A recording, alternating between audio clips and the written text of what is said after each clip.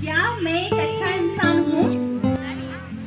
हाँ, भाई साहब ने एक बहुत अच्छी बात कही थी, कभी भी अपने जीवन से हमको निराश नहीं होना। जरूरी नहीं है मेरे पास सारी चीजें हो,